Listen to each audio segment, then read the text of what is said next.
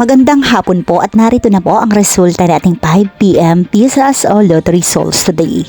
Ngayong araw po ng Miyerkules, February 11, 2026. At para po sa draw natin ngayon ay ang 3D Lotto at ang 2D Lotto. At para po sa Lotto more updates, pasubscribe na lang din po ako sa aking channel at pahit na din ng notification bell.